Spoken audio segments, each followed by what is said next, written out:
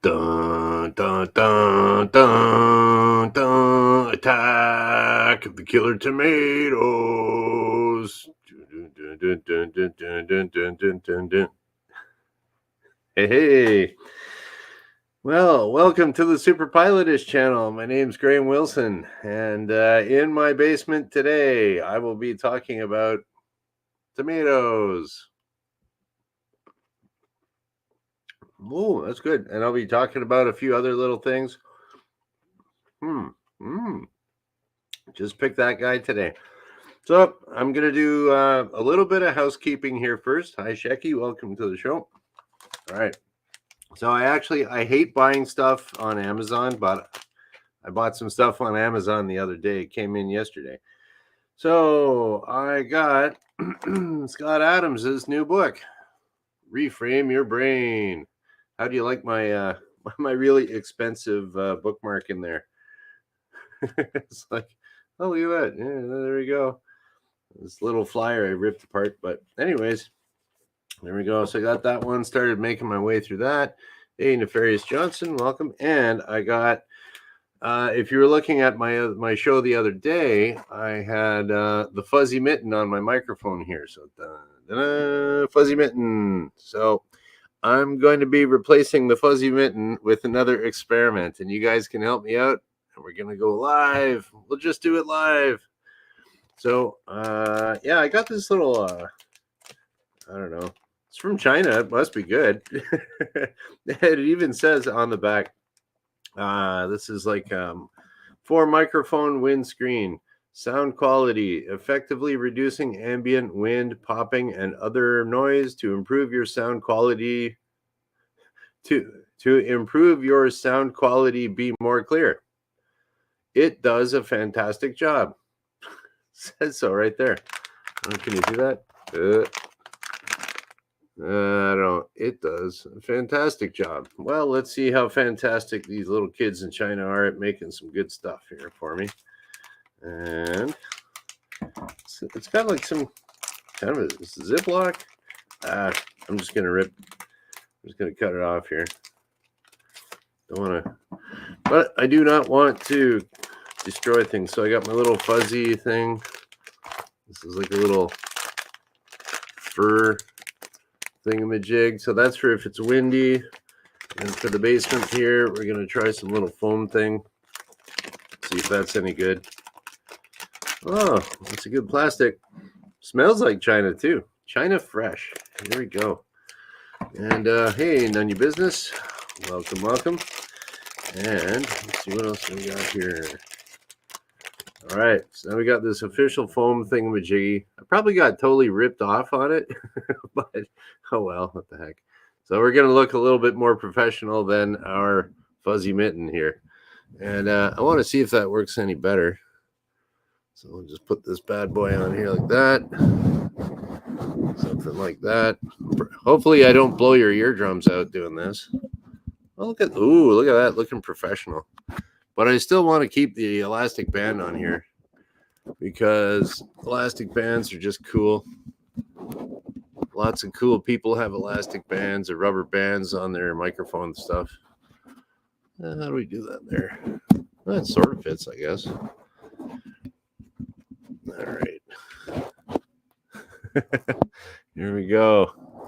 Check it out. We got the elastic band on there. Maybe I'll give her a double. Extra strong. That ain't going nowhere. Look at that. That looks fantastic, doesn't it? All right, here we go. Yeah, we got some noise reduction. I don't know. You guys tell me if it sounds like better, worse, or I can always fool around with the gain on it and stuff like that too. But all right, fuzzy mitten. That's going for I don't know. Maybe if I go on location somewhere again, it worked nicely before.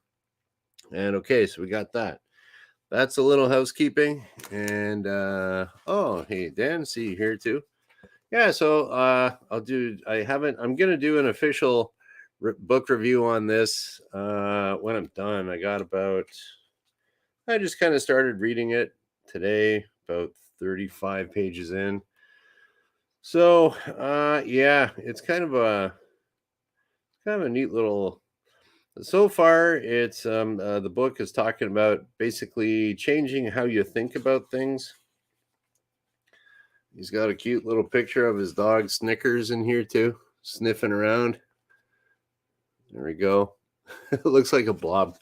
But anyway, so that's pretty cool. We get to see Snickers. And yeah, so it's just kind of like so far he's just talking about how you can change your brain and hopefully have a better life. So that is cool. Because this is sort of an aviation channel, sort of yes, sort of no. And so whenever you're learning how to do something new, like whether you're learning how to fly an airplane or ride a motorcycle or picking up something new, learning how to play guitar, it's like there's it can seem a little bit daunting to do like a great big huge task like that. And so he actually kind of brings up that in the book. And it says like, well, even if you got some great big thing that you're learning how to fly, you're doing something, playing guitar, some big daunting task, if you can at least take one little step in the right direction, they all kind of add up, and there you go. So that's I'm paraphrasing there, but that was one of the little reframes that he has in there. So it's basically I kind of fast forwarded through the whole book, like okay, that's what it's like.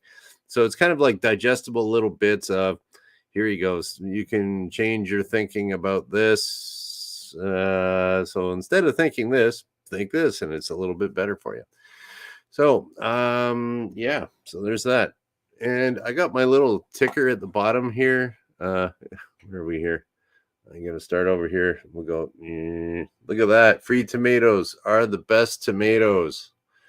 That's right. And that's an aviation theme there too, because pilots are always looking for free food because you start off and you're totally broke and then you still like free stuff. So I'm going to get rid of that little distracting banner. That was just a little bit of a little bit of a little experiment here on the Super Pilotish channel. So let's get to some tomatoes. Yesterday I picked actually my girlfriend and I this is the time of year where the tomatoes are really starting to get ripe at the same time. And we've been picking them, and I thought the squirrels were getting at my tomatoes, but it turns out it was rats. So it's like I went out there the other day, like what I've been doing, and I didn't know the rats ate tomatoes. You learn something new every day. So like I was taking off, sometimes you get some tomatoes, for example, a tomato like this or something, and maybe it's got like a wormhole in it, and it's like, I don't want to deal with worms. So I just take it, I just chuck it over by the fence or under a tree or something like that. And it turns out that's a bad idea because it's like I had all these rotten tomatoes just hanging around on the ground. And I go out there right in the middle of the daytime, and here's this rat, just chowing down on one of my tomatoes, looks up at me, whatever, buddy. Thanks for the tomato. Nom, nom, nom. It was like it was like this big fat freaking rat. I kind of thought it was a squirrel at first, but it was pretty big. And then, but I saw the pointy tail and the whiskers, and it's like, nah, that's a rat. So okay, it looks like I've been feeding rats. So, and I did notice like underneath the plants, it's like, oh, was there like a squirrel getting that? Nope, rats. So apparently they like ripe tomatoes. And then I googled it up, and they do. So it's yeah, and there we go. And so Wrench is saying here too, I was kind of surprised too. It's like almost no calories. You're surprised they even bother with it, right? Maybe the rat's too fat, it's going on a diet or something like that. I don't know. So weird. But anyways, so I was picking that, and ended up picking up had to pick up like all these like semi-rotten tomatoes so I don't feed the rats, and I'm like putting them in my compost bin, and it's like, guess I could have worn like rubber gloves or something. But anyways, I wash my hands after. So okay, so what did I pick yesterday? I got this great big, oh man, it's pretty heavy. I got this big basket of tomatoes here. So you can see that I don't know how heavy that is. That's probably a good, I don't know, 10 pounds or something like that. And so we got a couple different kinds here. This is oh, that looks kind of gross on the bottom too. That might be, I don't know if that's worms or not. Bugs? No, I don't think so. Well, I won't show you that one. I'll show you some more perfect tomatoes. Okay, so this is what they call a persimmon tomato. And it looks a little bit yellow on the camera, but this one here is pretty much ripe. So that's the color. It's in reality, without weird lights around and stuff like that, it is the color of a persimmon. And oh, hey, Michelle. So okay, so there's that one. That's our favorite one, or that's our favorite big one. And then we got this other one here. This is it's called a watermelon beefsteak. When it's ripe, it's almost kind of like a pinkish color. It's not a bright red tomato, but and then I'll show you what they look like. That little tomato that was attacking you at the beginning of the show, that was a black cherry tomato. And I don't have any here, but we got more upstairs. And yeah, so what we did is we got these guys, and we got to figure out how to store them, right? So I mean, usually we'll make spaghetti sauce or something like that. We'll just take them and boil them all, reduce them all, and there we go. There's our sauce for it. Like, we keep the seeds, we keep the skin. Like, you look at all these videos on YouTube on how to make tomato sauce. It's like, that's way too much work, man. See, what you do is you get yourself a Ziploc bag. I got it out of the freezer here. Get your Ziploc bag, jam a whole bunch of little tomatoes in there. And then, so this one here, this is what we call a flavor bomb. It's just kind of what we call it. So here we go. And you can see all the seeds and everything in there too. I kind of mush them all in and just freeze them. And I keep them in my freezer. And that's a medium-sized bag. And so in the wintertime, if we're starting to get a little bit low on tomatoes, we'll use one of our little flavor bombs for the health and the flavor, and put in like a can of diced tomatoes. There you go. You got your nice, good for like a tomato soup or a spaghetti sauce. Let's do that. Then we also I got some other stuff.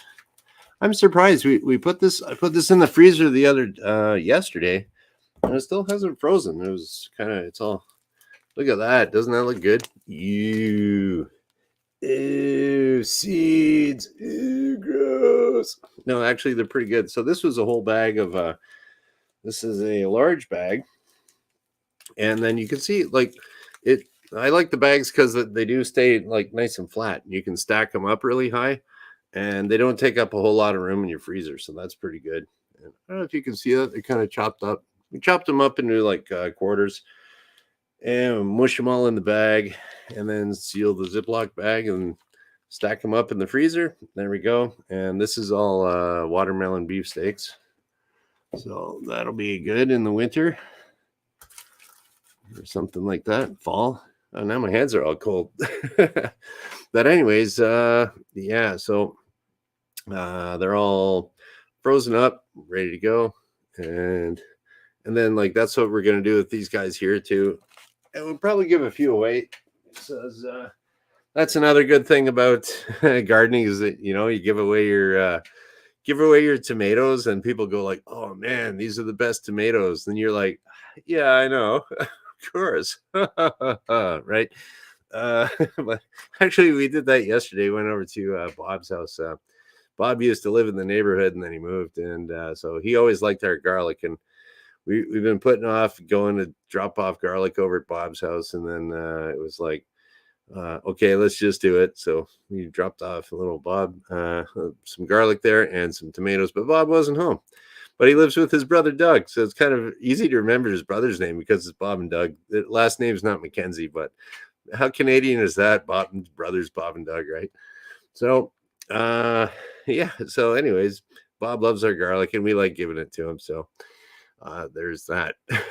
So that's another thing you can do to instead of thinking, if you want to reframe gardening, whoa, the superpilotish reframe. It's like, I don't know, it's a little bit of work, but it makes people feel good. So instead of me, oh, poor me, I have to dig up all these pull all these weeds while I get great free food and makes my neighbors happy. So there you go. And so what do we got here too? None of your business was saying to make sure to remove all the oxygen. You know, we try to get as much air out of it as we can to maximize the maximize. I don't know or I guess it would be to minimize the space in the freezer. So it's like, I don't know. Uh, we've never really had a problem with it, you can get sick or anything, but we usually just boil it afterwards anyways. So yeah, we just stick them in there and freeze them, or, wash them first and then cut them up, freeze them. You're all good. Oh, here we go. And Wrench is talking here too about he goes out and spies for hornworm caterpillars. He pulls them off and steps on them. Yes. Yeah, hornworms. We had I found 2 hornworms this year so far, and kind of weird, these little hornworms. Actually, they are green. They're hard to you'll notice. Actually, I'll show you. If you want to know about hornworms, what to look for, I will get the whiteboard. I'll be right back. All right. It's over here. So you got your hornworms, and that's something we've been pretty lucky with not getting hornworms. We got a lot at first because I tried to do this no-till gardening, which is basically just being lazy and planting stuff. And so the hornworms, the soil likes, if you disturb your soil and dig it all up and mulch it and everything, then that disturbs the hornworm eggs, and then they don't turn into eggs. So you will know that you have hornworms when you're looking at your tomato plant. That is a tomato plant, but okay, on the ground, but you kind of see it on the ground, is you'll see it'll look like mouse poop. You're going to have these little bits here. There you go. That looks like mouse poop. And then if you take a look at the mouse poop and look up, way up, as if you're a Canadian, you'll know the significance of that. You look way up, and then you got your, okay, we're going to have a little tomato stalk. You're going to have your tomato leaves. Okay, that does not look like a leaf. Okay. All right. So there's my tomato leaves there. And then I'll make another leaf out here, maybe. That's an arrow. But anyways, so you got your tomato stalk. So if you see here, you look up and you're going to find a worm somewhere up here. Maybe up here. And the worm looks gross. Got a bunch of, it's like a caterpillar, like Wrench said. It does have a couple little horns on it. There you go. So there's your hornworm, and it ate all this other stuff. So usually, and you can kind of see, normally on your plant, there'll be your kind of major leaves here, and there'll be some little tiny ones in between. And they go for the easy ones first. So if you see those are stripped off, then there could be a hornworm around. And if they're totally stripped off like this, and there's just kind of little sticks, and look around, you'll probably find this guy, and they look exactly the same color as your tomato plant. So, and they make a huge mess if you step on them. Like I just threw one on the ground once and just hit it with my shoe, and it splurted out like 6 feet. And it was pretty gross. So I just take it in a paper towel now. And then just kind of squish it, so the guts stay in the paper towel, and I throw that out. But another thing that I saw this year, which was a new one for me, for the hornworm. Where's my stuff? My messy bench over here. Well, what can you do? Yeah, so another thing that I saw for the hornworm this year, and I saw it on 2 of them. It's very strange that, okay, here's a great big monster hornworm. We got Attack of the Killer Tomatoes, and we got Attack of the Monster Hornworms. There we go. Dun dun dun dun dun dun dun dun dun dun dun dun. Dun, dun, dun, dun. Okay, there we go. So there's our happy little hornworm, and he's got all of his legs and everything, and he's hanging around eating all your tomatoes, or the leaves. They won't eat the actual tomato; they just like the leaves. So there's your hornworm, and then this guy had, or both of them this year, had these funny white things sticking out. It looked like, hey, is that thing laying eggs? And I had a whole bunch of them. So like it was like kind of sticking out on top, and these little white things, not green like that, but they were just white little sacks kind of sticking up there. And then what I found out what that was nature's hornworm repellent. So what that was, it was a type of wasp that lays its eggs in the hornworm when it finds it. It's kind of gross, you know. And then it lays the eggs, and then this is like a little pupa kind of thing. And as the wasp is growing, it will the larva, sorry, the larva inside this little white shell, it's sitting there and it's feeding off of all the organs inside of the hornworm, the caterpillar. So they're taking a nice drink out of this heart and the spleen and the kidneys, and that's just they're just chowing down here. And then eventually the hornworm will turn brown and die, and these guys turn into wasps, and off they go. So it's kind of like nature's natural hornworm repellent. It's really weird. And I forget what it's called. It's a something, wasp brachii, something like that. But there we go. So, I mean, it'll take a while though, and the hornworms will they'll clean out your your tomato plants, but at least we will get some revenge, even if we don't get those cute little hornworms. So, all right, there's something I learned and something you learned today. Oh, yeah, I didn't really know what to talk about today, so it's like any gardener. Oh, when in doubt, tomatoes. So I guess we'll see if there's any questions here about airplanes or anything. It's a nice day out there. Yeah, we got a whole bunch of rain the last little while here too. Tons. It was weird. It was just kind of like a big system, and it was just sitting here, just dumping on the whole county here. We were pretty lucky here in where I was in the city, but there's a lot of full ditches out there and a lot of flooded basements, and it's a lot of rain and some pretty muddy fields for the farmers. But oh well, here we go. Look at this. Shecky had a very nice picture of a hornworm right there. Thanks for the diagram there, Shecky. What do we got here? Okay. Well, we'll see if we have any actual questions here.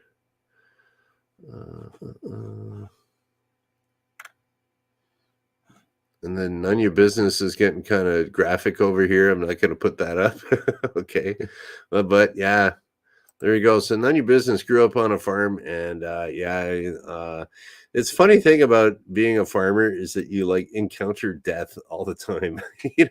You're killing mice, you're killing rats, like, too many cats in the barn, bring them out behind, or something like that. It's, yeah. But yep. So anyways, okay. Oh, here we go. We have an actual question. Is it legal to drop tomatoes on political candidates from an airplane?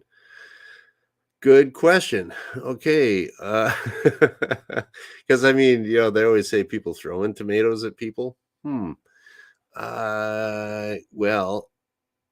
let me see here. The rule in Canada, I don't know what it is in the in the States with the FAA, but here it says no person, what is it? No object shall, something like no object will be thrown out of an airplane to cause damage to persons or property, something like that. So it's like you can throw stuff out of a plane as long as it's not damaging people or property, according to the rules here, which is It's funny. That just reminds me of I had this. I think I told the story here before. I probably, that's one thing with pilot stories is they kind of get repeated a lot. But yeah, just when it comes to throwing stuff out of airplanes, I would say probably not wrench. But I bet you'd only get a fine. So you'd be in violation of the FAA. If it's a tomato, would that be assault with a deadly tomato? I don't know. But probably wouldn't. Probably would be hard to do. But yeah, this one instructor I had, it was like one of his first flights, and he was flying with just like a sightseeing flight, and it's like, oh, there's an easy one for a new instructor. There you go. You just go up, fly around, show someone the sights, and come back. And then he came back and he said, oh yeah, the guy threw up in the plane. I'm like, oh no, he flew. We got to clean it up. He's like, no, he got it all in the bag, in the in the barf bag. Like, oh, good. And what'd you do with the barf bag? He's like, oh, I threw it out the window. I'm like, oh, dude, you can't throw barf bags out the window, man. He was like, oh, it's just some farmer's field. Well, the guy was a farm boy anyways. He's like, yeah, it's just a field. It'll get plowed under. He's probably right, but you still shouldn't be throwing barf bags out of an airplane or tomatoes, I would think. So, anyways, what do we got here? Oh yes, and then but Wrench says you do hear about the popsicles from the airlines. Yeah, that's if you got like a leak in the lav or something like that, and it kind of starts freezing on the outside of the airplane up at altitude, and so you get like this blue sewage frozen to the side of the airplane, and then when it comes down and it gets into warmer weather, it melts off, and then it'll fall in someone's house. But they usually that's an accident, and parts do fall off of airplanes like all the time. Like not all the time, but surprisingly, yeah, it's pretty surprising how much stuff actually falls off of airplanes if you actually work in the biz. But usually, what happens, it'll happen on landing. So you'll have a landing, something will jiggle loose, and then it'll fall on the runway, and the guys in the trucks go and pick it up. And so usually it's not falling on people's heads. You don't hear about it too much. So that's pretty cool. And what do we got here?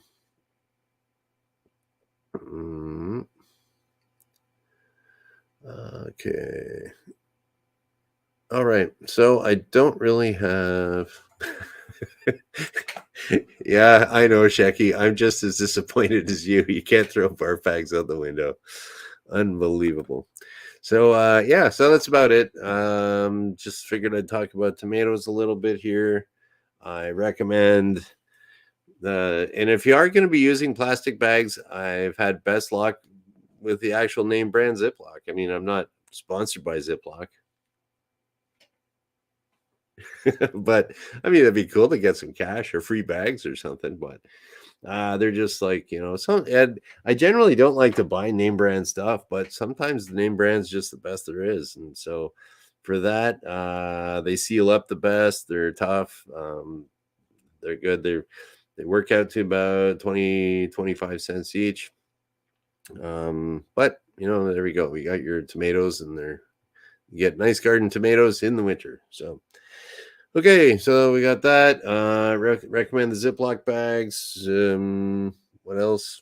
That's about it. I'll give you more of a update and cool stuff on Snickers the dog and Scott's book. I call him Scott because, hey, we're just buddies. I bought his book so I can call him Scott. It's funny. But there is something weird about this YouTube thing there, because I always watch Scott Adams on his what do you call it? Podcast live stream, just like what I do here. And so it's kind of weird. You see somebody and it's like, oh, I kind of know that guy. So it's cool. And it's neat too, because when I see guys in the chat here, it's almost like I know you guys too. So, and very cool. So I will what do we got here? None of your business, not a problem. Spit all the problems you want here. So as long as you're here. Sure. So anyways, cool. Let's yeah, we'll just kind of wrap it up. Today is Monday. So looks like I'll be back on Wednesday because I do it Monday, Wednesday, Friday at noon Eastern. And we'll just kind of shut her down. And thank you guys. Thank you for watching. Bye.